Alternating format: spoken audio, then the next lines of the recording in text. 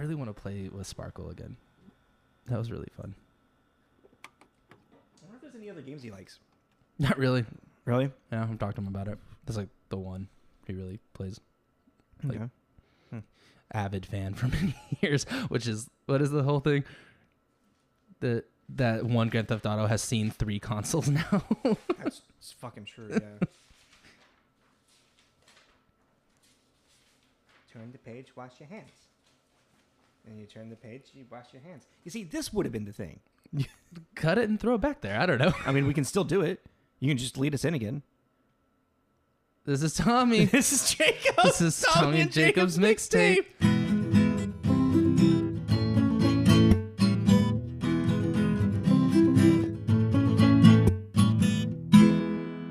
Hi, everybody. What's up? What's going on?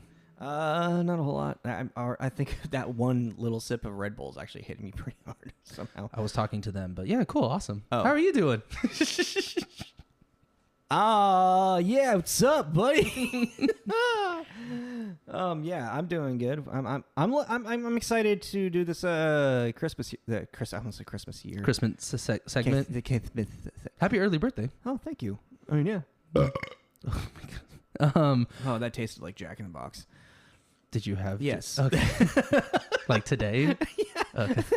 Could you? It was like, that tastes like Jack in the Box. Did you have Jack in the Box? No. Well, like, I don't know. You ate something and then the Red Bull and the combination. I don't know. So this week we're going to be doing a holiday segment where we're going to be talking about 2 Christmas movies, more specifically, and then our side Bs are going to be kind of Christmas related, kind of like what we did for Halloween spooky season. So like next week on the side B, we'll kind of be like some of our favorite holiday movies. Mm-hmm. And then I forget what we said what we do for the other side B. We'll remember. Yeah, it'll come to us. So do we want to tell them what both movies are? I mean, today. Let's start with today. Today. Well, okay, here. The plan is, the plan was, and it's always open, but right now what we're planning on doing is talking about 2 rehashings of A Christmas Carol. Yes. Yeah, that's our goal. Yeah. And so this one is going to be 1988 Scrooged, and we're planning on the next one being a Muppets Christmas Carol. Which I don't know how to review that because it's just so fun. You know what I mean? Yeah, it's different. We've never done it's true. that, so we'll just try it. And, I mean, I mean, I'm excited to do it, and it's a challenge. It's a challenge of my skills. But yeah, so that's the idea. So the 2 movies are going to be retellings of A Christmas Carol, and then we'll be doing other seasonal holiday. Yeah. Oh yeah, we were going to talk about just like Christmas specials stuff. Like like Charlie Brown or like we were trying to go for obscure like there's some like Justice League ones and Hey Arnold, yeah, stuff like that. I think that'll be the last one. Yeah. Because that's going to take a little more time to figure out. And I think that'll be leading. No, that's because that one's going to be released right on Christmas. That's right. Oh, cool. Yeah. All right. So last I be right on Christmas. God, what is up with me? Piss off, Lou. That's all, folks. Name that. What? Piss off, Lou. No. Okay. I wanted to say Jimmy from South Park. No. But me, I wouldn't. That's not, that's not a definitely reference. not. Yeah, you're not really a South Park guy. Mrs. Doubtfire. When he gets fired. When he gets fired. From the name and the words of Porky Pig. Piss off, Lou. All right. So we rambled long enough. Should we jump in here? Yeah. So 1988, Scrooged. So 32 years now. Yes. 32 years old now. 32 years because I'm turning 34. I'm gonna be 34 tomorrow. So, totally. Oh yeah, brain fart. Yeah, it's hard. All right. Yeah, you help me. All right. So Scrooged came out actually November 23rd of 1988. So like a couple days ago was its like official birthday. Yeah, it's birthday. Yeah. Oh, weird. That's a really good time to release a Christmas movie. No, right? Especially one kind of like this. Yeah. Because like I feel like you have a month of it in theaters and whatnot, and then maybe they had a slow VHS release back then, I think. So I think it was maybe yeah. But even still, like you could still like 23rd is probably like right around Thanksgiving or right after Thanksgiving. Mm-hmm. So I don't know, family are still in town. You go have fun with the family. Well, I mean, some families can have fun with this movie. Other families may not. That's something I wanted to bring up when we get to like the review part. Yeah. But so just 10-word synopsis: head of big time TV station is emotionally tortured by 3 ghosts. That's really good. It was just hard because it's Christmas Carol is such a known story. Yeah, exactly. And I kind of bring that up in my review too. So yeah, I mean, yeah, it's based on A Christmas Carol.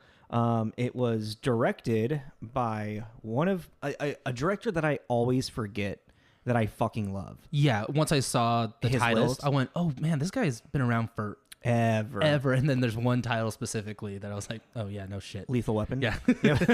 He did the entire Lethal Weapon series. Yeah, I was like, "Oh okay." Yeah, no, it's Richard Donner, and he's 90 years old. Yeah. He's old. So he's been doing it for a while. But I was looking back at like his entire career, and the ones that really stuck out to me, like, were like, so he did 6 episodes of the Twilight Zone, the original Twilight Zone. That's how old this guy is. Wow. Yeah. And one of the episodes that he directed was A Nightmare in 20,000 Feet. The one with the there's gremlin. something on the wing. There's something on the wing. Yeah, but one of the most famous episodes. Because William Shatner did the remake of that. Yes. Yeah. No. William Shatner did the original. John Lithgow did the remake. Oh, okay. Yeah. And then also the one I forget what's I forget it's what's with Find Me Some Love, Agnes, or something. It's a Twilight Zone episode where this guy is getting love advice from this like super smart computer. It's kind of like a HAL type computer. I don't remember that one. And like she ends up falling in love with him, so she gets jealous that he's going on dates with. Yeah, it's really interesting. It's a really cool one. I don't know why it made me think of Her. You can see, I mean, it's got that feel to it. He directed 3 episodes of Gilligan's Island. God, this guy's been around forever. And then he did a lot of movie, like TV, I should say, a lot of TV series, a lot of TV movie before he actually started doing like featured films. And then he did The Omen and Superman were some of his first ones. Superman 1 and 2. Yep. And the original Omen, that movie's great. Yeah. I like the original Omen a lot. It's really freaky. And then you have, like I said, the Lethal Weapon series. The Goonies. I always thought Steven Spielberg directed The Goonies. Really? 100% I thought Steven Spielberg directed The Goonies. Oh. Well, it's like funny, too, because if you look at The Goonies and then you look at Scrooge, you can see it. A little bit, yeah. I feel like there's a very similar vibe to them. I mean, they're very close in years, so yeah. Well, yeah, but even just a dark kind of comedy behind it. Oh, yeah, totally. I mean, definitely Scrooge leans way more dark. Yeah. But just how borderline not family friendly this goes in moments, you know? Well, I mean, I thought it was directed by Spielberg because it's a story by Spielberg and produced by Spielberg, but Richard Donner directed it. Oh, yeah. Well, then also, even with Richard Donner, too, he has a huge producing career. He does, too, as well, yeah. It was one of those, I started writing some down, and I was like, this is, like, too long, so... He also directed another one of my favorite movies, Maverick. The one that I need to lend it to you. I should have brought it. It's the Mel Gibson cowboy movie I was talking to you about. Oh, yeah. So, yeah, I mean, Richard Donner, like, I look through his directing credits, and I'm just like, oh, yeah, like, He's one of those people that's like right with Spielberg and Zemeckis. And like we were talking about last time, just one of those guys that has been around that...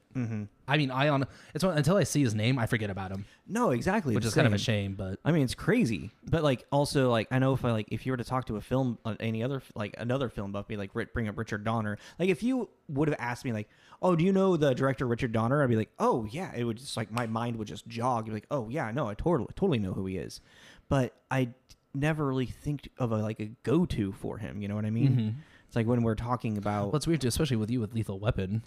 Right. That's really bizarre.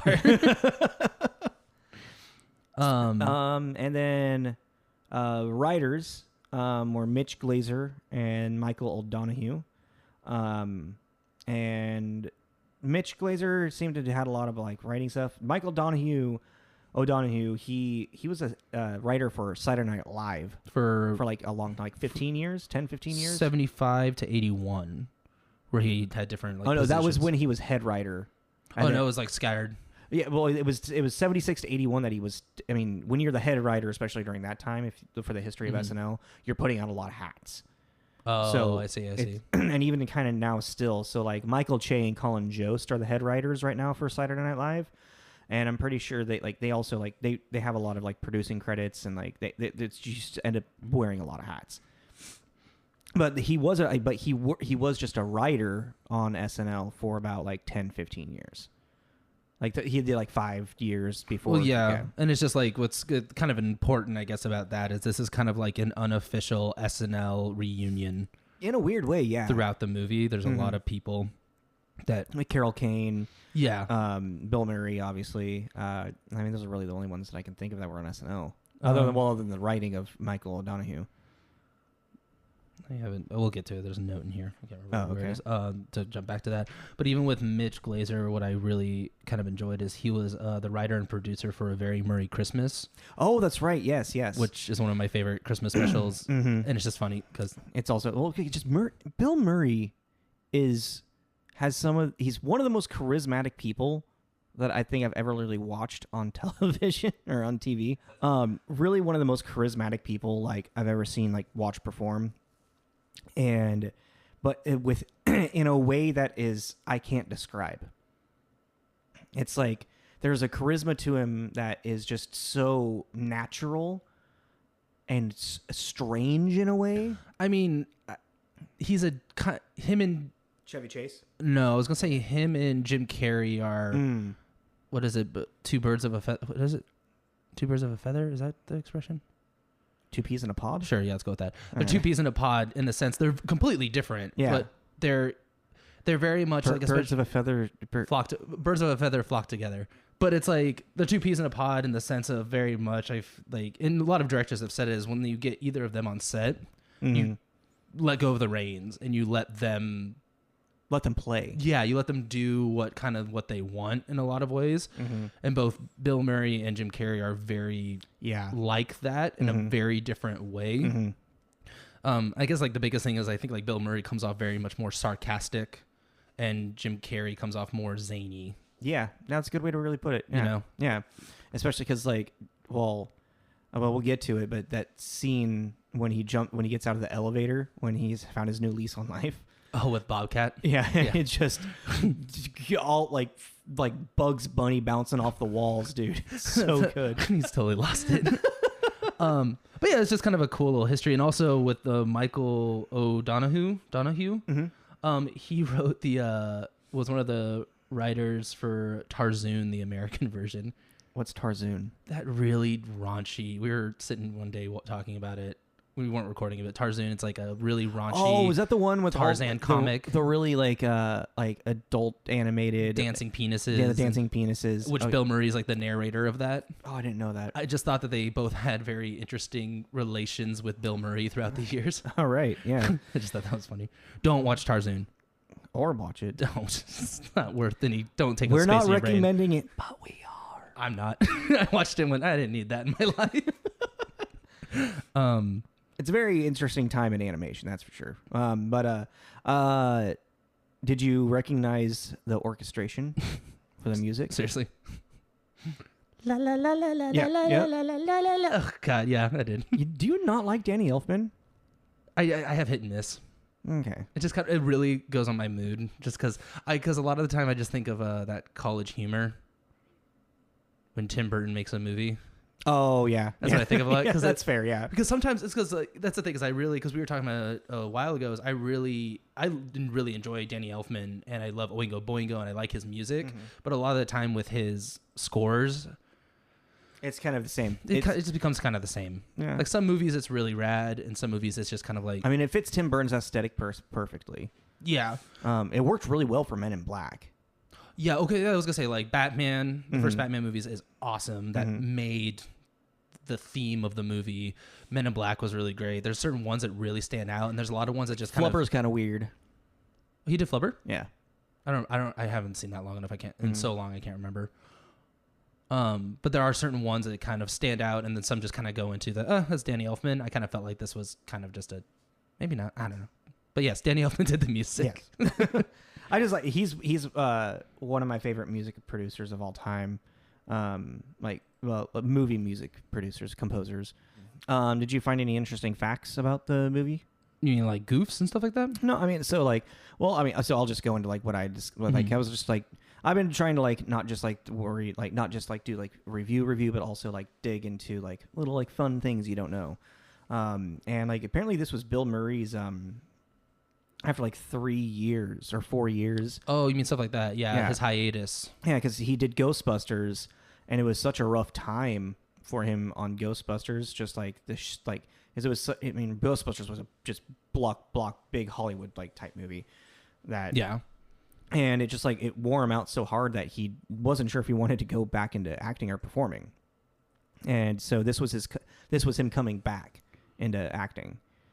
And what a way to fucking come back, too. Well, because even then, between Ghostbusters and this, which was his like big comeback, he did do that little cameo in Little Shop of Horrors. Oh, yeah. Kind of tests the waters, it seems like. That could have just been like, I mean, because he's friends with Rick Moranis, you know. Well, yeah, like, no, but that's what I mean. Because like I was reading an interview, he was getting scripts. Yeah. But he just, nothing really piqued his interest until Scrooge. Yeah.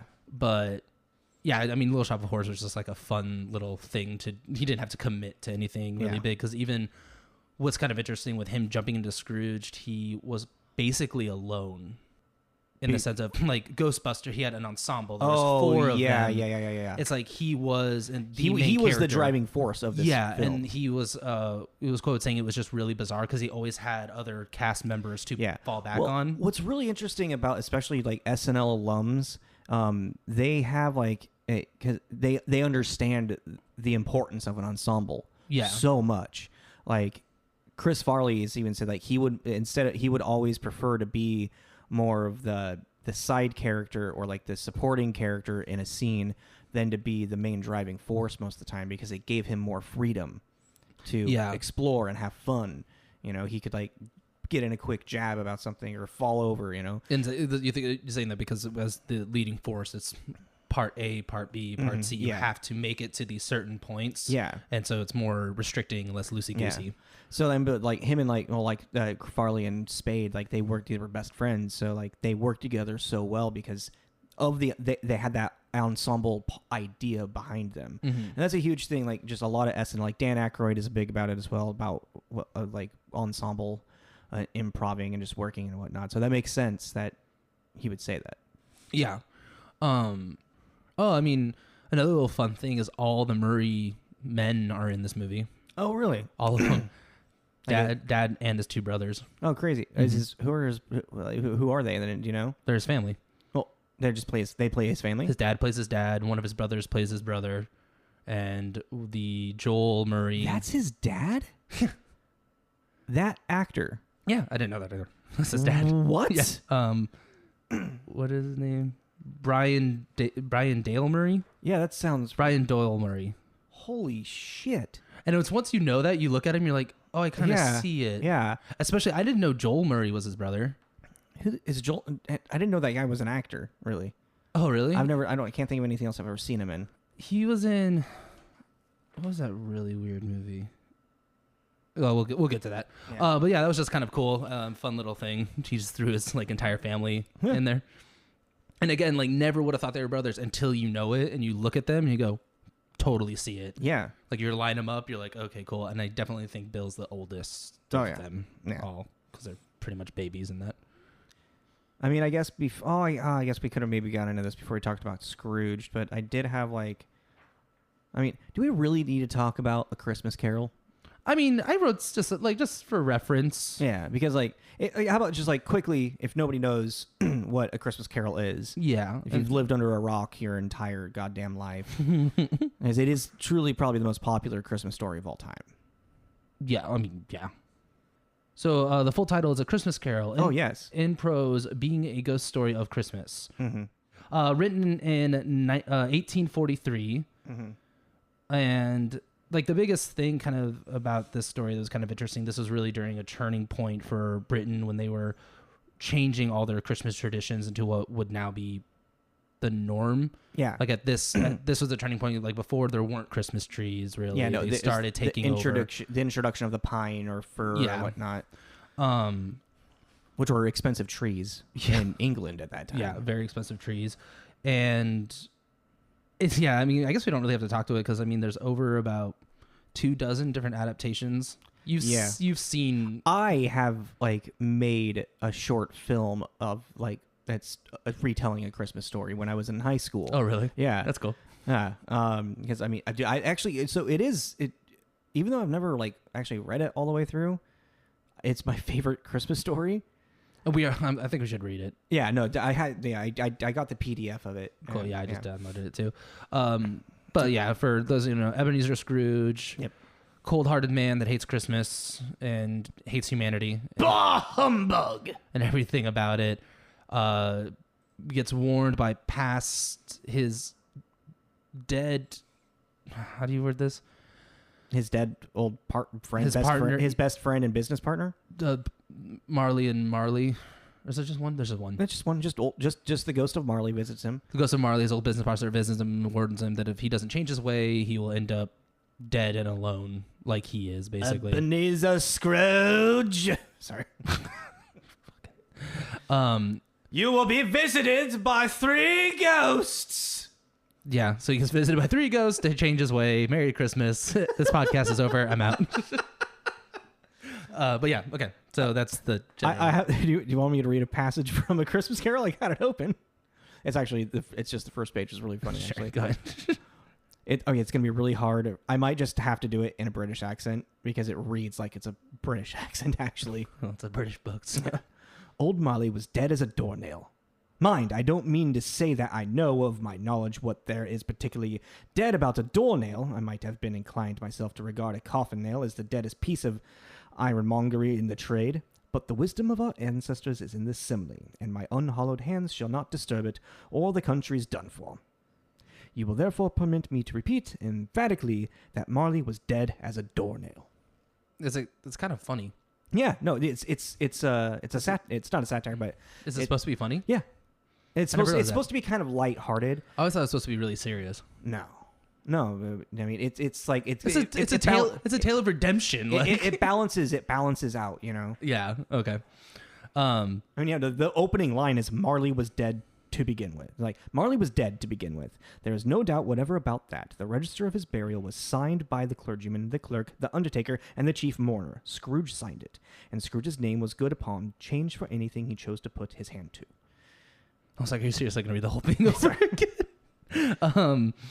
But yeah, so it's like, I think what it does is like, it starts off like it's pushing on like this ghost that Scrooge sees was so it dead. Starts off with him seeing Marley. Not necessarily. I mean, we have to read it. Okay.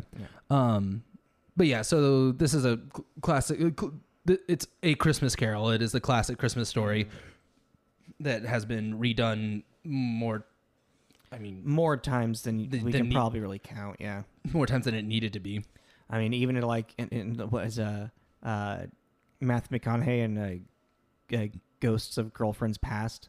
Oh yeah, that's even like even that's the weird thing too. Is like there's a bunch of them that don't call themselves like this is Scrooge, which are like okay, it's Scrooge, got it. But then there's A Ghost of Christmas Past, which is A Christmas Carol but with ex-girlfriends, like an advent calendar of ex-girlfriends. I mean, we could find more if we really just like beat our brains together. We could just start pulling them out. Yeah, just following kind of the same structure. When it comes to... Yeah, I guess that's all I got. Do you have reviews that you read? Oh, yeah, I got 2. And with these reviews, they're just like experts of the... Oh, hold on. We didn't do its box office. Man, it's like we've never done this before. Yes, box office. Let's do that. So, yeah, generally we actually try to do this like kind of more towards the beginning more. Yeah. But yeah. All right. So this was 1988 is the year it came out. The number 1 movie for in-year release that year, because it came out late, was Rain Man. And then it was followed by Who Framed Roger Rabbit, and then Coming to America, and then Big. I'll just leave it at the top 5, right? Or Twins is top 5. It's the 5th one. What's like interesting too is 1988 was definitely a year of just comedy. Not just, but primarily. Yeah, because like, oh, dude, even Naked Gun was like in the top 10. That's crazy. And Scrooge actually falls in pretty early as well. With it's number 13. So like it's really strange. Is like it's literally half less than like wow. It only brought in 60 million, and like Rain Man brought in 172 Holy million. shit. Like, and dude, Coming to America brought in 128 million. That's crazy. Yeah, once you get to Crocodile Dundee 2, it kind of just spikes down really hard. Yeah. Well, because even then, like this year, you had Cocktail, Beetlejuice, Willow. Yeah. Something like this is completely off topic, but I just want to point it out. I cannot believe that Who Framed Roger Rabbit is as old as it is. Just because of It like looks so good. Yeah. It aged really freaking good. Yeah. But that's all. It just always blows my mind. Like that movie could have come out 10 years ago, just the way it looks. Yeah, I can see it. That style of animation is so classic, and like that style of animation will just live on forever. I think, you know what I mean. And no, it actually might. I just realized no, it might be the key too. It's a period. It's like a time. It's not the 80s. It's set in the 20s. Yeah, so it's like it doesn't. Not the 20s, the 40s. But it doesn't. You don't see the 80s suits. Yeah. The big boxy suits that are really outdated, and you don't see these kind of like indications that it is 30 years ago. I mean, we're definitely gonna do Who Framed Roger Rabbit at some point, so I'll stop talking about it. Dude, hell yeah, I'd be totally down for that. All right. So yeah, why don't you go into your reviews then? Okay, so yeah, again, these are just little bits. I read the whole ones, but I just got the main line out of it. Vincent Canby from the New York Times. It's kind of close to my 10-word. TV exec meets Dickens' Three Ghosts. Funniest at Murphy's meanest, which I thought, yeah, was pretty accurate. And then, oh shit, I forgot to write down who wrote. So who wrote it? Well, no, I wrote down William Thomas. I totally forgot to write down who he writes for, but William Thomas. Murray doing what he does best if you like that sort of thing. Yeah, okay. Which I was like, I could see. Haven't really met anyone that doesn't like Bill Murray, but I could see. I've met a few people that don't like him. I get it. Yeah. I'm not gonna be like, what? You don't like Bill Murray? I get it. I'll be like that. I'm not fucking ashamed. You don't like Bill Murray? No. Oh. Like if someone's like, I don't like Bill Murray, I'll be like, you can fucking die now. Oh, okay. I was like, that's news to me. But yeah, so I try to do both, and that's kind of like it. I could see someone watching this and being annoyed by it because of him, but it is really fun to see Bill Murray being so lose his mean. shit. Well, and just being so mean. Oh yeah, it's so uncomfortable, but it's really hilarious because I'm kind of a dick. Kind of. You're not like that. No, though. I'm not like that, but I can appreciate it. How mean he is. It's crap. Like, yeah, fire those people. Fuck. How many fingers does Mrs. Santa Claus have? 11? You're right. It's crap. Get it off the wall. I don't want to see it. It's just like, you're like, damn, that's so mean, but that's pretty funny. Ooh, a clear shot at his back. Like. Oh, God. So you want to? All right. So get into my review. Yes, please. Mine's a little like I lead a little bit in with Christmas Carol stuff, but this is not as long as a Ready Player One as well. All right. So everyone's like, "Thank God." Charles Dickens' A Christmas Carol is possibly one of the most popular Christmas stories of all time. The story of Ebenezer Scrooge being visited by three ghosts of Christmas spirit that force him to face himself and how he affects those around him, for him to come out the other side a new man. A classic story that rings true for the holiday spirit of being a better person. Scrooged is no different. We follow Frank Castle, who is in his own right the worst human being on the planet. He's the head TV producer for a worldwide network and only cares about himself and being the best. He fires people with no remorse and even with sick enjoyment, and is disconnected from reality. Insert the story of A Christmas Carol, with a dark comedic twist that makes it extremely enjoyable to watch and laugh along with. Even though the movie quickly inserts Frank's love interest and assumes the role of its original the story of A Christmas Carol with no real setup, we just agree that this is a Christmas Carol kind of story, and the movie the movie carries with a very particular charm that only Bill Murray himself can draw us in with. Yes, and yes, I do not agree with you about the love interest thing. How she's just kind of forced into it? I didn't feel that way about it. You feel like she's a fully fleshed three-dimensional character? No, but I didn't think it for the 80s. I didn't think that to make it like an ex that established there was a history there. Yeah, I mean, even they Bill Murray, establish it, but it's just kind of like all of a sudden, like he's calling her for no, like we've never heard of her before, and then all of a sudden it's like he's calling her. He didn't call her. The ghost called her. The ghost called her. Even still, and then all of a sudden she's there, and then like that was. And then as soon as she's there, they're just like, "Oh, hi," and she's acting like an asshole, and she's like, "Huh? Oh, hi." And I mean, Karen Allen is super pretty, but she's got really green eyes. Yes. I never realized that until this. Like I watched it again. I was like, "Whoa!" She's got a really big smile too. She's got a little cleft chin too. She's cute. She's really cute. Yeah. I mean, I get what you're saying, but I also feel like they could have done way worse. Oh yeah. And I was reading an interview that apparently Bill Murray is one of the people that when reading the script, he wanted to change it to flush it out more. Oh, cool. So he went back and was like, no, like this, I need this to change to make people care, I guess I'm paraphrasing, but basically is the gist of it. And I thought they did, for it being 88, I feel like it was okay. And because they also have some really cute moments on screen together. Oh yeah. And they also have, I kind of teared up at at the heartbreak moment.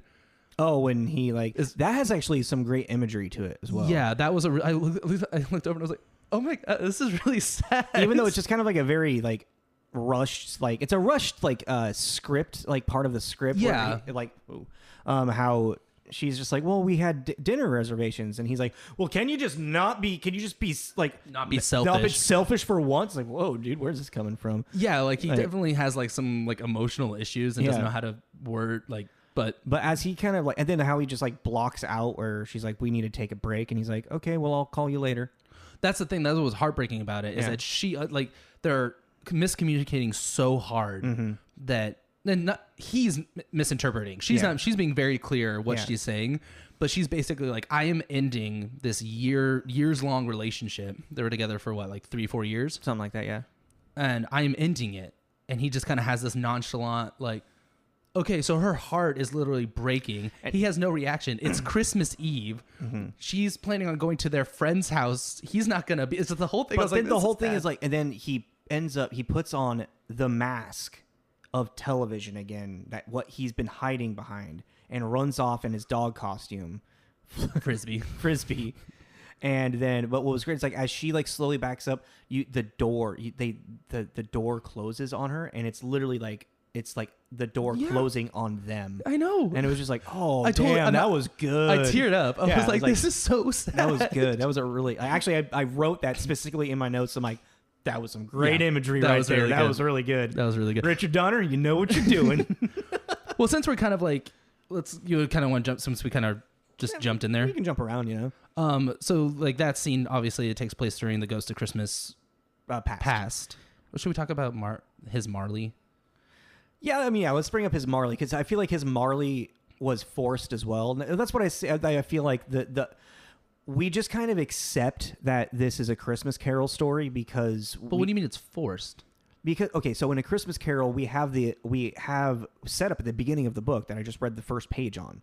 Marley, Ebenezer Scrooge's best friend. We know who Marley is. It starts to also divulge that they are best friends. We know who Marley is before Scrooge is even visited by Marley. So we don't know who this guy is that's coming in, who is the TV producer before him, who is got Frank the job, that died so long ago that we just don't we don't know. It's just all of a sudden he's there, and it's oh, you were friends. Oh, you are essentially the Marley. You know what I mean? Yeah, I get what you mean, but also what we just said is such a rehashed story. Hey, that's what I'm saying. It's so you don't need. So we just okay. But for it to be an actual for a script to really shine through and stand up and take out the pretend we don't have any knowledge of what A Christmas Carol is. Mm-hmm. Why is this guy showing up? Yeah, but why did he show up to Ebenezer?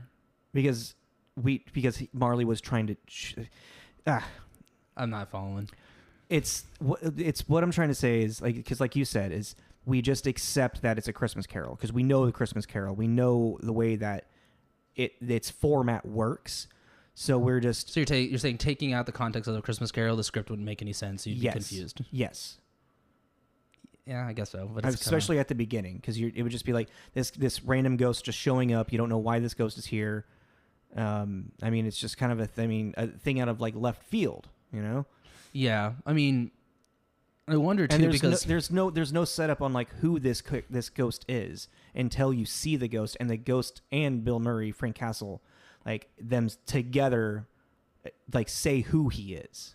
Well, I will say two things. It is like known from what I was reading, there is a lot of this movie that did not make it into final production. There's a lot of into the final edit. The final edit. So it's one of those, again, that we've said before. Maybe there was, and they just timing wise were like, oh, this will be fine. And then just secondly, on him walking in without any context, I did like Bill Murray's reaction to seeing the zombified golfer, because he's just he died while golfing. So he got hit in the head with a golf ball. No, he had a heart attack. Oh, then what was the golf? Oh, maybe the golf ball just hit him in the head while he was dead. Yeah, because a mouse had it. Yeah, the mouse comes out with the golf ball in his head. Yeah. It's Bill Murray's facial expressions in this movie really sell it. He has some really great facial.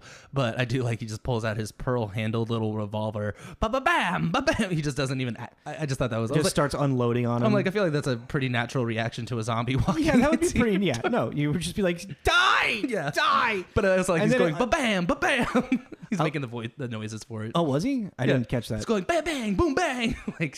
Classic Bill Murray style. And then it's followed quickly with a very like Looney Tunes-esque physical bit where he like drinks the Bacardi and it just like spits out of all of his like bullet holes. Very Bugs Bunny or Masks. Did you miss me? And then he drinks classic Looney Tune thing. Yeah, very, very, very Looney Tuny. But the entire beginning of the movie too, it shows just how... We need to go even back a little bit further, I think. That's kind of where I'm going. Okay, like to the very, very beginning. It starts off with... the night the reindeer died! With these ridiculous Christmas promos that the other executives are showing the top executive. Yeah. And one after the other just horrendous. Ring-a-ling-ling. Ring-a-ling. It's very much like setting up this thing about like Christmas itself has become very capitalistic and like, it's not too far from where it is. It's not very far from where we're at still nowadays. Yeah. But like definitely like the militarization of Santa having a Lee Majors $6 million man. Just like it's over the top ridiculousness of just like you can tell that it's written by like SNL alums, or SNL people, especially like of the 80s like generation and whatnot, because it kind of even still like feels like Dan Aykroyd is like part of like this script in a weird way, you know? Yeah, definitely. So it has this has the night the reindeer died, this militarized Santa and his elves bringing out AK-47s and getting attacked by middle, and I think they actually said Middle East terrorists. Did they really? I think so. Yeah, by a terrorist group. Yeah, followed by Christmas in the Bayou. Yeah, with what was his name? Bob Goulet. Yeah, Bob Goulet. A ring-a-ling, and he's being like chased by a crocodile in the bayou. Ring-a-ling-a-ling. And then Dad's always chasing beaver. Oh gosh. Yeah. Dad chasing beaver. Yeah. No, it's Daddy loves beaver. Or something. No. Dad loves beaver. Yeah, but it's like, if I know your father, he's probably out chasing beaver. Yeah. Like, stupid. Then follows with the company's production of their Christmas Carol, which is the jewel on the crown, which they're calling Scrooge. Yes, and that they're calling Scrooge, and is explaining how it's this huge production that's going to be on in 4 different countries, all live streaming and not streaming, live broadcasted. It's not streaming yet. And it's it's a cute, wholesome commercial just about this special that we're gonna have. It's gonna be a world event. Yeah, type you'll thing. love it, which made me laugh. a little harder than it probably should have. You will laugh. You'll love it. Oh, you'll love That's it. their like tagline. You'll. Yeah. Y-U-L-E. Yeah. I was like, IBC. You'll love it. yeah. And then it introduces kind of how already Bill Murray, Frank Cross. Frank Castle. Cross. No, Cross. Yeah, no, Castle. Not the Did I write Frank? I think I wrote Frank Castle not in the my Punisher. review. I'm pretty sure I wrote Frank Castle in my review on That's a accident. very different Hold on a Christmas second. movie. I 100% wrote Frank Castle in my goddamn. It's Frank Cross. Oh my fucking god, that's hilarious. Did you say that? I said Frank I Castle. didn't catch You it. didn't catch it at all. The Punisher is Scrooged. That's a very different Christmas movie. But that already kind of introduces kind of how power mad, narcissistic, and just unhinged Frank Cross is. Yeah.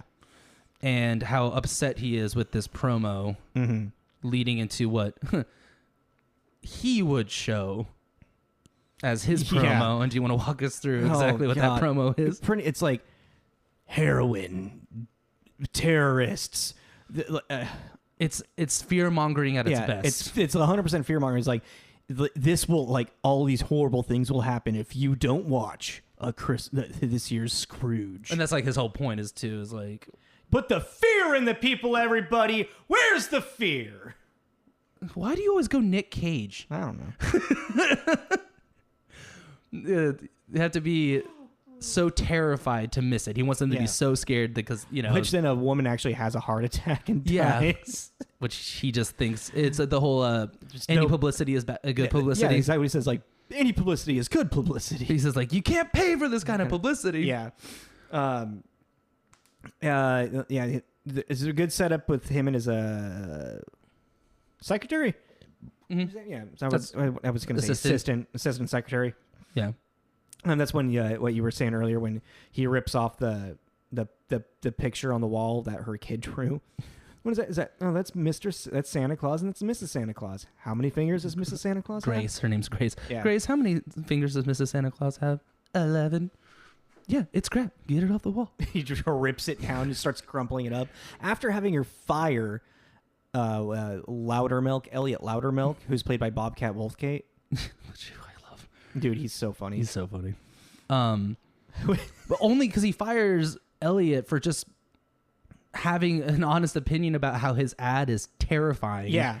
And you're gonna horrify people. Like, I don't think you should run it. And he's like, oh yeah, I'll totally. At first he's like, why is it the first I'm hearing of this? That's the first I've been seeing of it, sir. Oh, well, I'll think about it for 5 minutes, and if I can get anything done, I'll make sure to let you know. If I can change it in 5 minutes, I'll let you know, which he's going to use that 5 minutes to fire him and kick his ass out of the building, which once he leaves the building, he goes, 4 minutes and 40 seconds. Yes! Right? Just like remorseless, just like enjoying He's a firing. monster. Yeah. He's an utter monster. Yeah, he's a horrible human being. And the entire time, just like, they're going through his Christmas checklist on what he's going to send everybody on his, and it's like, it's either a towel or a VHS player. Yeah, and it's all dependent on what they have done for his ratings, basically. Yeah. Is kind of or what like, it implies. or what they have done for him Yeah. in any sense. And he sends his brother, he tries to send his brother just a towel. I do like Grace's kind of guilt trip. Your only brother. Yeah. Well, give me the list. Towel. Most of these are towels. And he gives her a goddamn towel, because too. she asked for a Christmas bonus, basically, and he's like, put you down for a hand cloth, too. Shit. Like, you jackass. Yeah. So that's just the background of just, he's a monster. Yeah. He's an unlikable, because even, I don't want to get like too detailed in it, but he later on, he ends up having this moment with Grace, his assistant secretary, whatever her title is, in the movie, where she's saying that she's leaving, and he's like, "Oh, where are you going?" And she is taking her son, who I guess is the Tiny Tim of this, right? Yeah, is the Tiny Tim of the story. He's mute; he can't talk. To the doctor to try and figure out what's going on with him. And he says, like, "We're indivisible. I gotta work late. You gotta work late." If I gotta work late, I gotta work late. If I can't work late, I can't work late. Yeah. And even like she's like, it took her 5 months to get this appointment. He doesn't care. Like, but But after this whole scene, he walks into his little like his world's kind of unraveling a little bit as well because there's a possible like L.A. This is set in New York.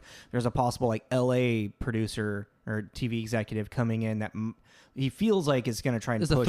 Is a threat. Yeah, to his and position. also his boss, who's like the CEO of the network or whatever, is nuts. He's a little out of. Yeah, I wish I could. Do you know how many cats are in people's households?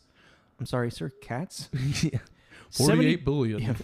Or whatever. You know how many dogs there are? Like, we need to get these animals watching television. Like, in 10 years' time, they could be steady viewers. He's just staring at him. Again, with the face in his eyes go wide. He's got great... I never realized he's got great expressions in this movie. Mm-hmm. Like, this one specifically, I never noticed it before. Because he's known so much more for his mouth. Like the way that he talks. Oh, yeah. How witty he is. Yeah. Know? But a lot of this movie is just his facial, like, eyes going wide and...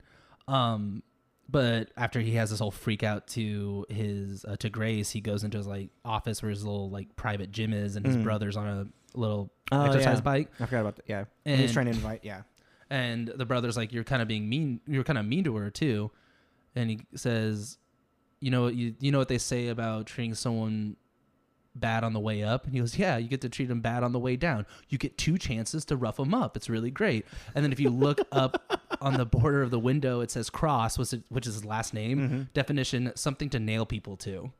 Oh, damn. Yeah, I was like, what is wrong with this man? like, well, who hurt you? Well, we find that out later. Mm-hmm. Things unfold. The entire like the production of Scrooge that's going on is also like a hot mess, and there's the censor that tries to like cut out the dancer that has the nipples. The solid gold dancers. Yeah, not solid gold. They're all in black. No, that's what they're called. That's right. Yeah, they were in the show Solid Gold. Yeah. But like there's like it was their last time being actually like that was the show got canceled after this, or was already canceled. This is the last time they were on like screen. Oh, crazy. Yeah.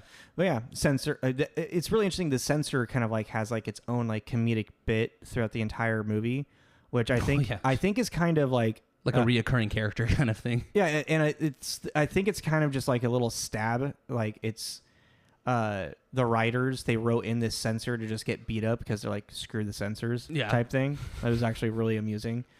Because she shows up and she will not allow the dancers to go and do their number because the top of her nipples are showing through her costume. I mean, they're peeking out. I didn't notice. But did you watch it on Sling? Oh, okay. Yeah, I just wasn't. I guess I wasn't. Which is funny. I wasn't looking that hard. It was kind of hard to miss. But she's like, Mr. Cross, you can see their nipples. I want to see their nipples. Oh, yeah. This is like, and then the 2 workers that kind of stop. They're like, yeah, I don't see any. And see, they're really looking. Okay, thanks. Like, you can go now. Well, yeah. So then he gets finally visited. Things fall apart or like start to unravel for him, and he gets visited by his old boss, who's like the Marley of the Lou, yeah, who's like the Marley of it, telling him that he's going to get visited by 3 ghosts starting at 12 o'clock tomorrow. Bill Murray's all like, I can't do noon. Maybe I could fit you in for a breakfast. Me and the ghost can like meet at this restaurant. He's at a bunch of New York restaurants that I can't remember the name of. And then finally, like, he gets the paranormally pushed through a window. This is kind of like, I mean, all the comedy has been very dark comedy. This is the moment when it gets dark. Yeah, kind of scary too. I remember being a kid and being a little scared. Yeah, because I even now was like, this is pretty horrifying. So Lou picks him up by the throat and pushes him towards the window, which right before being like transmortified through it. Like paranormally pushed through. Yeah, like becomes kind of liquid for a second. Yeah. And as he's being pushed, he says, all Bill Murray can say is, no, please, they'll think I'm a suicide. Yeah. Like, that's his concern. Yeah. Is that not that he's being picked up by a zombie and being pushed out the window. He just doesn't want people to think that he's a suicide, which I was like, okay, this is getting, okay, all right, cool. And then as he's struggling with Lou, he's ripping apart Lou's arm and flesh and it's like dusty and like it's gross. This breaks away and then he falls.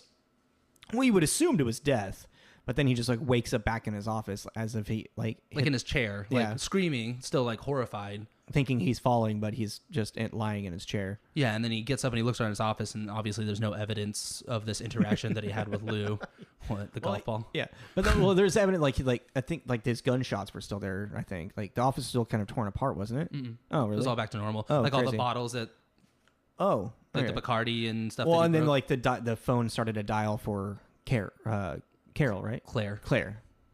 Yeah, and introducing Claire all of a sudden, and let's see. Well, I'm trying to. What?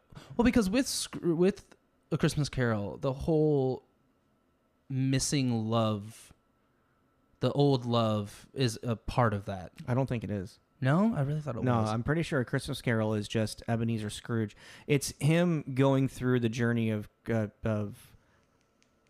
past why he is the way that he is, present what the sense of who how he was, how the way he is, he treats people. Because if I remember correctly, the only people he sees in Christmas Present are the person that he fired, who has Tiny Tim as their child, and I can't think of anyone else actually. Maybe, yeah. Oh, and like the actual Christmas Carol. Yeah, I'm actually trying to think of the actual Christmas Carol. Oh, well, we're gonna do another Christmas Carol. We'll Have a lot more information about A Christmas Carol, I mean, so he ends up like I think so in between like this time of him seeing the ghost of Lou and before he sees the ghost of Christmas Present, I think the only two big things that happen is Claire finally gets introduced while he's on the set, and every single time they look at each other, it's with very like mesmerizing googly eyes, doughy, like, oh hi. You can tell that they are in love in whatever weird way, and it didn't work out for whatever reason, because Frank's a dick. Yeah, and even like through all of that, he's just being a dick. He's like being sweet to her, but he's being a dick to everybody else. Yeah, like Staples like tries to like, have you tried Staples to put the antlers on the mouse? Like, what the fuck, dude? Well, because you're right in that sense too, because he says after she like says that she'll report them for animal cruelty if they do that. Oh. And then he goes, oh, good old Claire's still trying to save the world. And she goes, you still trying to run it? And it's like, yep. What happened? What the fuck was that? It's like you're not going to be angry at him for saying to staple for that? suggesting this And then even when like, if whatever, I forget exactly where at least, but then he's like, you never learned to button up a coat? And he's like unbuttoning her coat and redoing it for her. It's like this is getting kind of handsy. Yeah, it's basically they're acting like a couple. Yeah, like it's kind of forcing down the whole. After all these years, nothing's changed between them. Yes, I kind of get what you're saying. Yep. The forced idea of her character into it, but I mean, yeah. And then the next big thing is probably that dinner with his boss, and the actual threat of that TV producer from LA like is introduced as actually going to be running the Scrooge program with him. Yeah. To help relieve Frank of some stress. But during this time, Frank, it was like, if you take out like him seeing these ghosts and whatnot, this movie is just about a man truly cracking under pressure and losing his fucking mind. Yeah. Like, which is actually kind of funny to think about, because which is what it looks like to those around him more than anything. Yeah. Because like while he's in this restaurant, he sees an eyeball in his drink, and he says he's panicking that he's like, oh, it's like the noon just came, and he's like, oh, that ghost is supposed to be here, and he's trying to figure out which one of them is the ghost. Well, because even with this scene, it starts off with the LA Slimeball, as he calls him, the guy from LA, the producer, talking about his watch, and then that's when the clock strikes noon. Yeah. And then it zooms in on the producer's mouth, and he's talking. He's saying the same thing he just did, but really fast. And then just Bill Murray, in the middle of this restaurant, and both his boss and the other producer just stop dead what they're doing and just stare at each other, and then stare at him like, okay. And that's when he brings the drink over, and then he starts...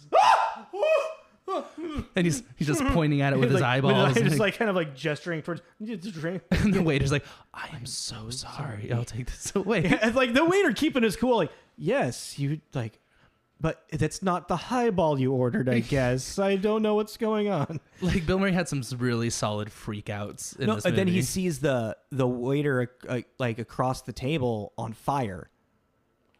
Yeah, like it was one. It's like a or a server, I guess. You know? Yeah, but it was like an Alaskan flambe or something. Oh yeah, no, it's like a really a dessert. It's like a really no, it's like a lobster. Or No, he said oh, he's like, oh no, that's dessert. You don't want that. You don't want that. And he's just pointing at him. Fire! Look, fire! Yeah. And then what I really loved is when he runs out of the restaurant, he splashes the water on the guy, and he's obviously on a fire. So he just looks like. The waiter busboy looks kind of around confused, and Bill Murray says like, "Sorry, I thought you were Richard Pryor." Didn't I tell you look exactly like Richard Pryor? And then as he leaves, Oh, did you get that joke? No. Richard Pryor lit himself on fire in a restaurant. Oh, he did? Yes. Why? On accident. He was okay. high. Well, he was high as fuck. Oh. It's like he has a whole like story about it in his stand-up special. That's really funny. Yeah, that's why when I didn't get that. Yeah, he's like, "Sorry, thought you were Richard Pryor." Because he was on fire. Yeah. Got it. And then he leaves, and then he eats shit on the way out. Mm-hmm. Was that real? I don't know. It kind of looked real. It possibly was Because he was wet. Like maybe just the grip wasn't. It slipped. Yeah, like a legit slip. It kind of looked real. But then he gets out of the restaurant, hails a cab, and this like first like an 80s for the time present cab shows up, and then another one comes up, and it's kind of an older cab that's all decked out with Christmas stuff. Mm-hmm. He gets in, and the cab starts driving really erratically. Mm-hmm. And then sure enough, I bet you can guess. The Ghost of Christmas Past. Who was played by, what's his name again? I can't remember. David Johnson. Yeah. Who is mainly a musician. He Mm-hmm. has had a really long music career. I tried to listen to some of the stuff and didn't really recognize it, but he was great as the Ghost of Christmas. No, he was great. Especially like he's like, "Do you mind if I smoke?" And then he puts the cigar in his fucking mouth, and the smoke just starts coming out of his ears. Which is like the use to transport him. Mm-hmm. Like once the smoke fills the cab, Yeah. that's when the cab starts to go through time to take him back to his past. And essentially, so he gets three.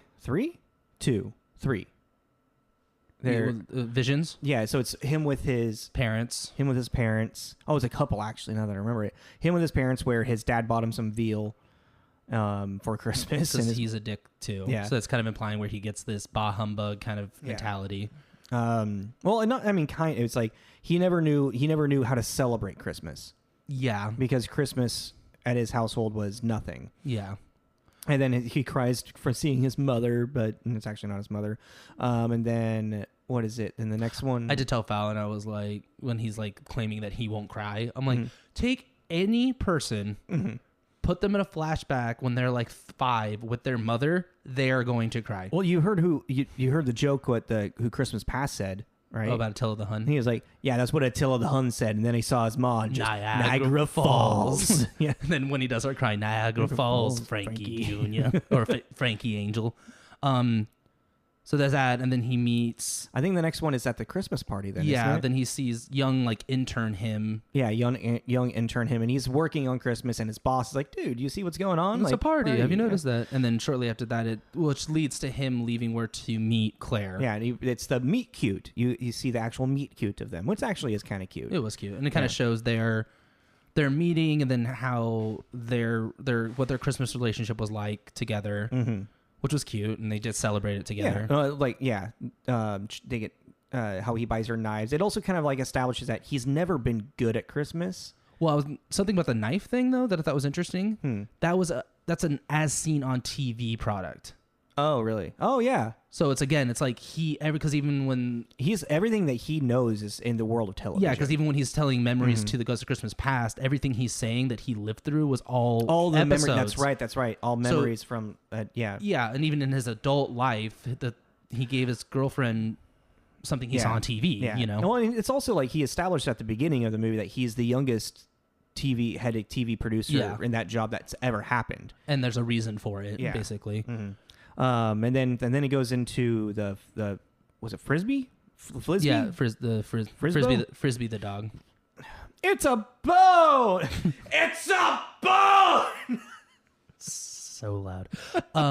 Which we already kind of talked about the whole when we got into the whole of their breakup. It's like because he gets invited by his boss for dinner on Christmas Eve, and he's like, I can't turn this down. And Claire is like, but it's Dave and whoever, they're our best friends.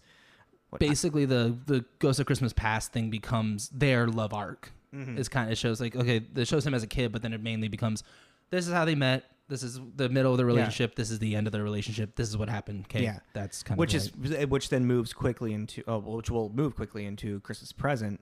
But before Chris's present, this is when he kind of loses his mind a little bit right here, because he gets onto the set of Scrooge and just starts kind of rambling, and how he just starts rambling like. Oh, is that when he's watching the TV? Yeah. And he turns around and it's like, I am happy with my decisions, you little... I am happy with my decisions. And you know what? And he pulls out the card that Claire gave him earlier of like where he's going to go. And the entire time that he's like walking to that place... He's ranting like a maniac. Ranting like a maniac, yeah. That's what I'm saying. And she will be devoted to me. And then even so she works at a shelter for homeless people.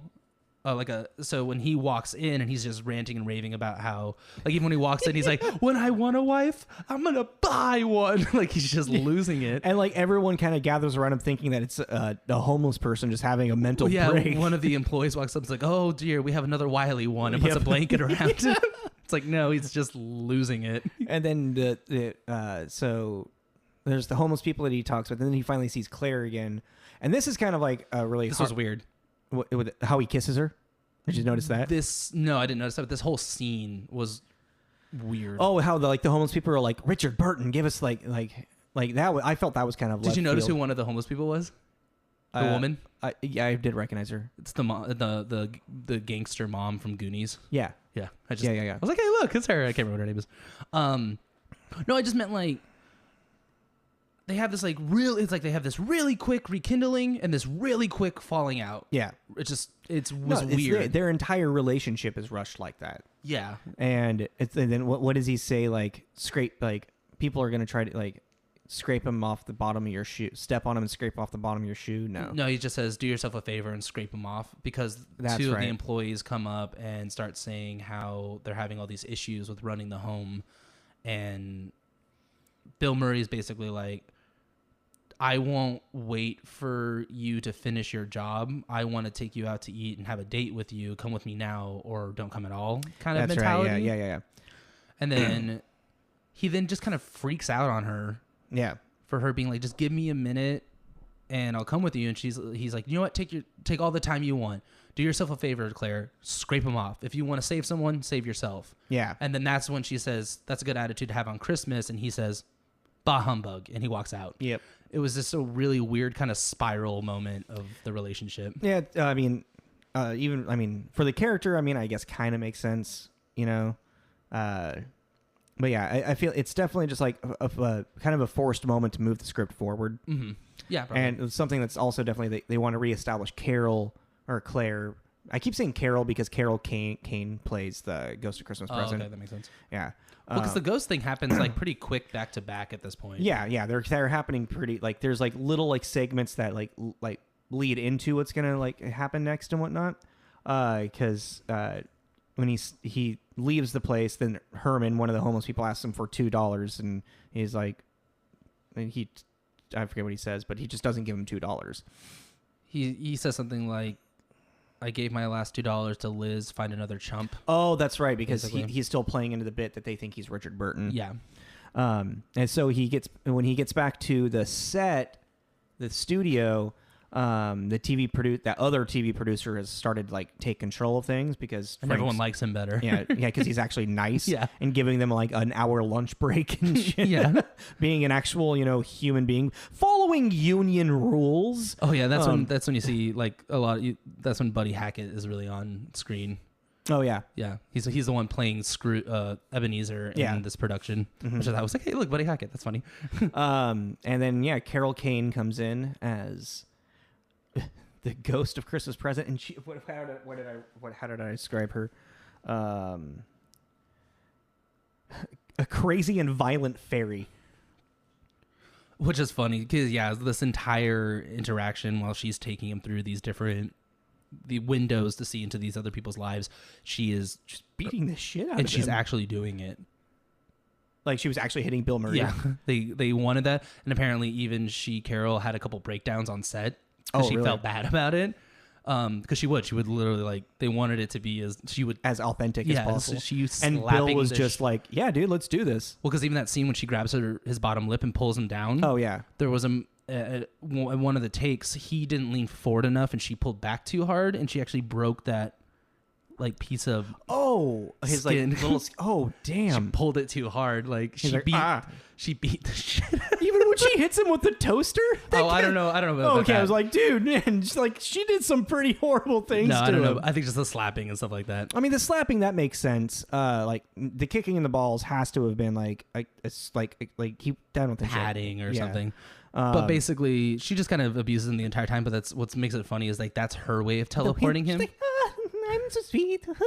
Like, she's so adorable. But like, yeah, she slaps him and then he falls to the ground, and that's how he teleports to this next window into these people's lives. Which was it? It goes through Grace's house where you see, I think it's Calvin. Yeah, Calvin. Yeah. Calvin, who can't talk. Who's, like we were saying, is the Tiny Tim. Yeah, of he's this the story. Tiny Tim. And then his brother's place. I feel like, do they run into Claire? No, there's nothing with Claire. It's just Grace and Calvin, isn't it? Mm-hmm. And then Herman at the end.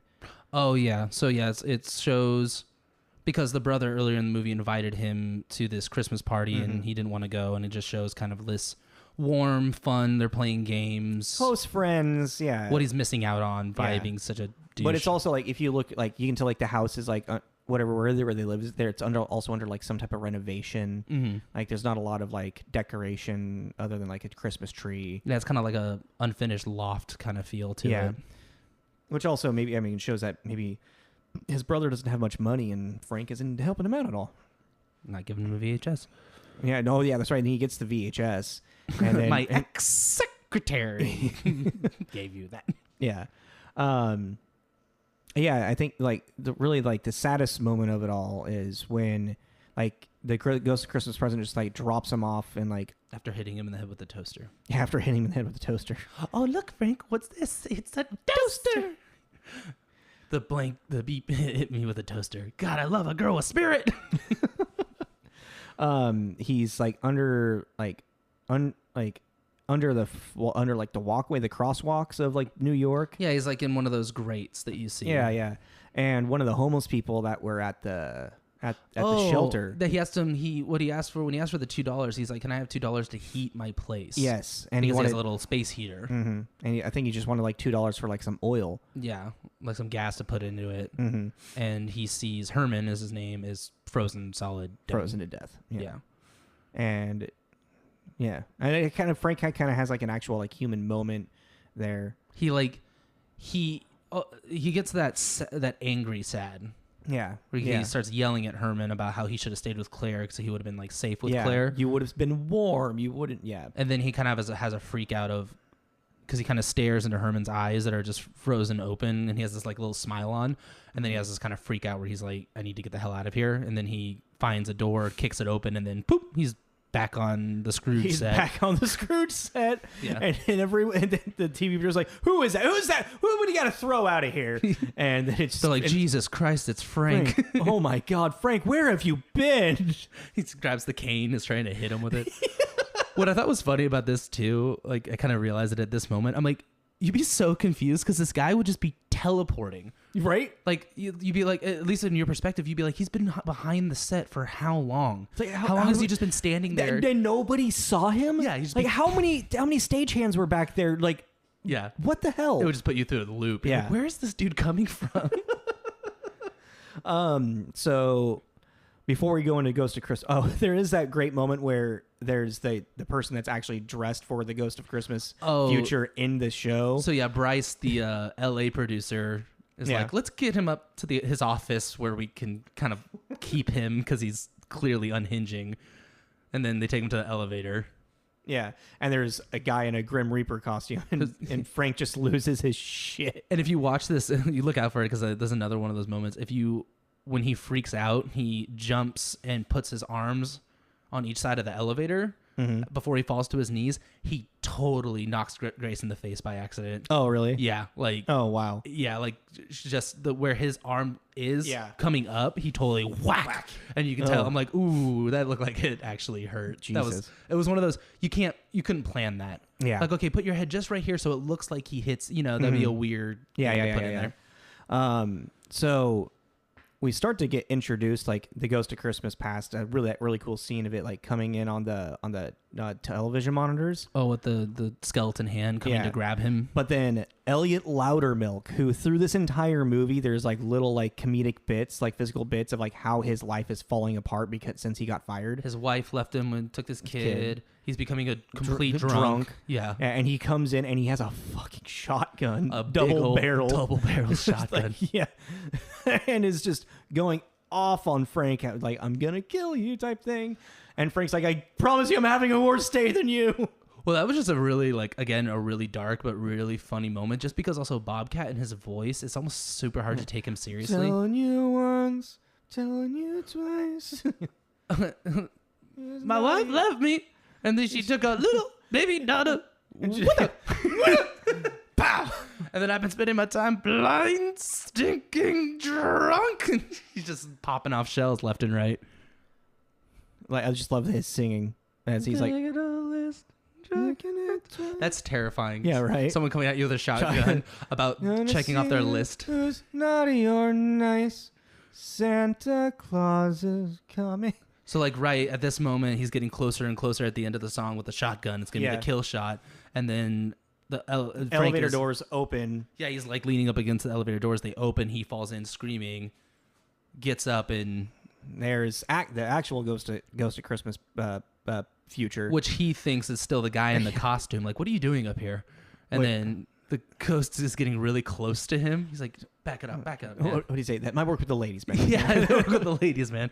And he goes, pardon me 1 second. And he opens up the robe, and it's this skeletal ribcage with these weird little demons like living inside of it. That moment scared me so much as a kid. Really? I thought it was goofy. That was the scariest moment for me as a kid. And I love how he opens it up and he's like, stops, turns back, opens it up again. Well, yeah, he opens it up again, he closes it, and he goes, "Are people do that? We're going to get some calls." And I thought it was kind of cool, too, with this scene, is that their interaction really only takes place in the elevator, because the elevator is what takes them from each situation to the next. And they're a lot shorter around this time around, too. And also, I do like how this, like, the version that he's actually standing with, the, like, Ghost of Christmas Freezer's face is a television monitor. Oh yeah, I forgot about that. And it's like, so it's always changing to weird different creepy images. But it's generally, it stays a lot on like a skeleton face. And it shows like static. Yeah. And so you see just three flashes. One, which is Calvin, who never learned to talk. So he gets put in a psych ward. Yeah. For whatever reason. They don't really like clarify that. The whole thing with like for the future is that it's not really like, it doesn't really give much clarification or justification. It's just more of like if you keep going this way, this is how you're going to affect the people around you and what's going to happen to you. Yeah, and now that you point that out, it's like, yeah, with Calvin, they didn't really explain it. Then with Claire, which even then doesn't make sense, because now Claire is this rich, bougie, cold-hearted. Yeah, and it's like, your one conversation, like that destroyed you. It's like, where'd you get the money? Yeah. Suddenly. And two, it's like, I'm sorry that you love this guy, but he's a dick. Like, I don't think that should have changed your entire ideology that you live by. and then the last one, which is him. Classic Christmas Carol tale. Well, which is generally in the Christmas Carol, it's his own gravestone that he sees. But in this, it's his coffin, and at first he thinks it's his brother, which it goes to show, like, his brother, and he even says, like, during, like, the Ghost of Christmas Present, when he's seeing his brother, and, like, his sister's like, well, you always invite him every year, and he's like, well, he's my brother. Yeah. And it's, like, that unconditional love that his brother has. Yeah, the family. Which is sweet. It's really sweet. And then the only person at his funeral is his brother and his sister-in-law. Which is probably there more for the brother, not for Frank. Exactly. At the end of the day. Exactly. Well, because I even made an interesting note about, since we're at like the future, it's kind of like when you hear the three representations of the ghost, I wrote, the future representation, like during the entire movie, is the brother. Obviously, the past is the girlfriend, and then the present is Grace. Oh, that's interesting. I was like, those are the human representations of each ghost you're going to see, because you have Grace dealing with her just everyday life, not making enough money, and her kids. You have Claire popping in and out, kind of giving this reminiscence of how they used to be, and then you have the relationship with the brother. Where's it going to go if you don't work on this relationship? Yeah. So, I like that. That's cool. And then here comes the true, what actually would be considered the true final mental breakdown, but it's in Euphoria when he gets out of the elevator. Well, let's real quick, but like he walks up and he thinks it's his brother in the coffin, sees his brother, realizes, wait, then who's in the coffin? Oh, and it's, yeah. And then suddenly he teleports into the coffin as it's being pushed into the cremation, which horrified me as a child. Well, I mean, that's also not how people are I know, but he's like in there kicking. Then he's in the fucking coffin. Yeah, in the casket, and like I'm still in here. Let me out. It was horrifying. And then the elevator door opens, and just like, I'm alive. Hallelujah. Oh yeah, it's playing Hallelujah. Yeah. And it's just like it's how he just like runs out of there and just like he's kissing Loudermilk. He literally just like, is that a shotgun in your pocket? You're just happy to see me. Well, because even he grabs him, spins him around, hits him like. So Loudermilk hits the wall, and he goes. Bill Murray just yells, "Milkman!" and gives him a big kiss on the cheek. And what's funny about this whole thing is like Elliot had the high ground in this entire situation, but he comes out so manic. Yeah. And now Elliot is terrified of the guy he was just hunting with a shotgun. I'm sorry, I was looking for Frank Louis Castle. I was looking for Frank Castle.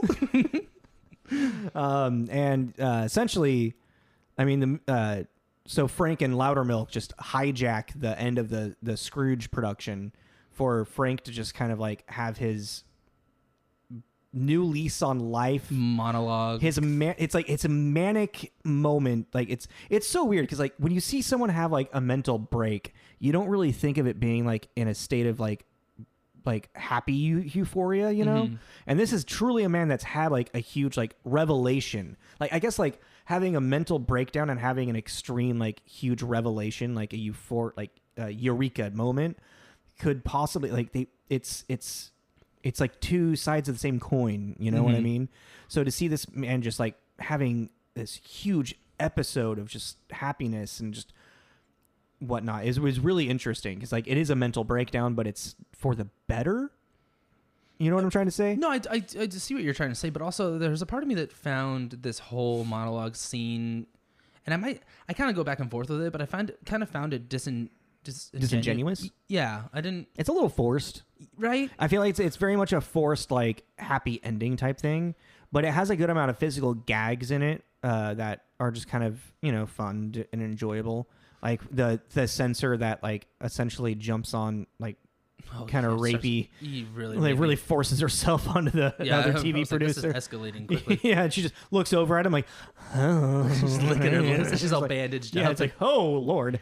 I mean, I thought this. I guess this is why I go back and forth. The entire build up to his entire, talking about like this whole gag scene you're talking about, where he's talking and it shows like his boss getting pissed off that he's taken over this multi-million-dollar show, this live production, basically, all seems really disingenuous until he gets to the end where he's like screaming and he's actually tearing up. That's the moment where I was like, kind of like, okay, yeah, I kind of believe it now, because he is now becoming overwhelmed with how good he's feeling for the first time in so long, because he wants people to be part of his life and he wants to be part of these people's lives, Which, I mean, sorry, did you have more you want to say on that? No, I cleared my throat. Which leads, perfectly into what is really the most touching moment in the entire movie. Calvin, our Tiny Tim, who, like, we find out, like, why he doesn't speak. It's like he saw his father killed. He saw his father get killed 5 years ago. Like, and then he just, holy shit, and he just clammed up. Yeah. Oh, no wonder this kid's, like, he's mentally scarred. Yeah. And for him to look up, like, after, like, watching Frank just explode with happiness and like all this stuff comes up and you forgot, God bless us everyone. Well, because also, like, if you think about it too, Calvin and Scrooge's interactions have only been two. Mm-hmm. Well, I mean, Calvin knows about the Who he boss is, yeah. from the mom, But his only other interaction was is, yelling at him. Yeah, like, that was really uncomfortable. Yeah, he was just screaming at him on set. Yeah, And it's like he was threatening to throw this like 5-year-old in jail. Yeah. Let's see if you talk if you go downtown. Like, you know, like Jesus Christ, it's like a kid. Yeah, but no, super, and actually like very well built up to, and very well like filmed, because it's a very touching moment. Like, it's a truly touching moment. It's a Christmas. It's a heartwarming Christmas moment. And then what's great, it's like, for how dark of a comedy this movie is, really, it has such a great like celebration, like joyous ending to really fit into the holiday spirit for like Christmas. Yeah, what did they start singing? I don't remember. Just watched it. I mean, but like, it's like through like the credits, they're like dancing and celebrating through the credits rolling. You got the ghosts that are like in the background; they're all celebrating together. Even like Herman's ghost is up there with them. You know, I was about to call it the Sugar Plum Fairy, the ghost of Christmas Present. Yeah, and then it ends with a fourth wall break. Of Bill Murray walking up and like like as if he's talking to people that are watching it in a theater, and like, everybody over there, you sing. No, yeah, everybody on the left side of the theater sing. Okay, no, now all the men. No, now all the women. And it's really, I don't know. You can stop watching the movie after pretty much it's like God bless us everyone, and then everybody starts celebrating, and that can just be the end of the movie. But just they let it go a little bit longer to just give a like celebration for Christmas and for joyous time.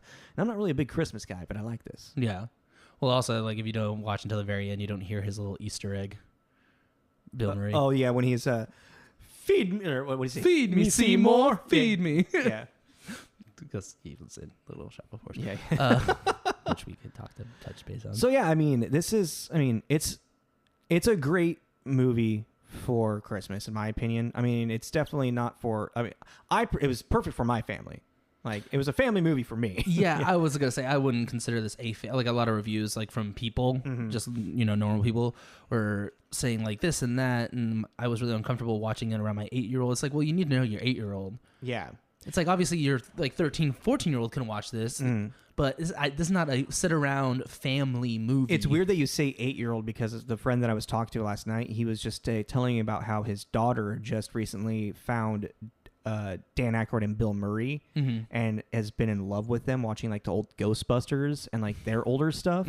And so it was like, oh, dude, like, I just watched Scrooged, and like she's like 7, 8 years old, and she's a very mature, like, she talks like she's 12. And it's like, dude, yeah, she'll like watch Scrooged with her. She'll probably love it, because she also like grew up with like Guar and like stuff like that. So okay. like, she won't be terrified at all. She'll think it's hilarious.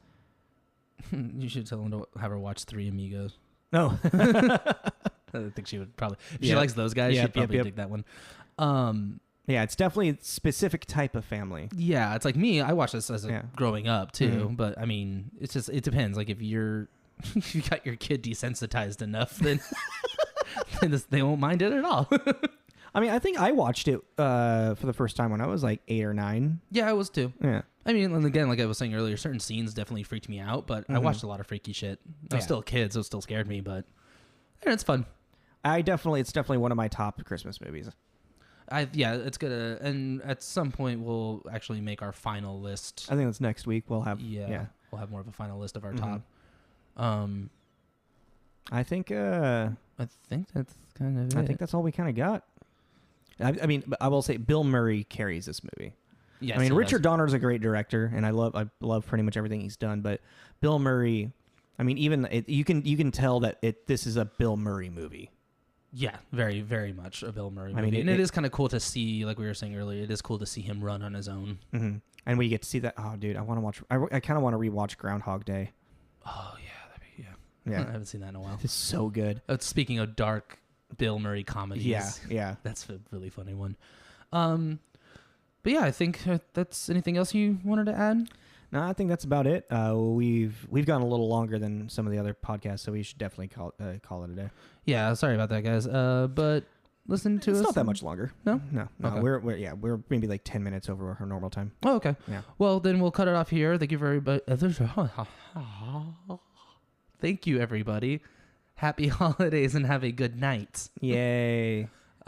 That's Tommy. That's Jacob. This is Tommy and Jacob's mixtape. Thanks for coming in, guys. That threw me through a loop.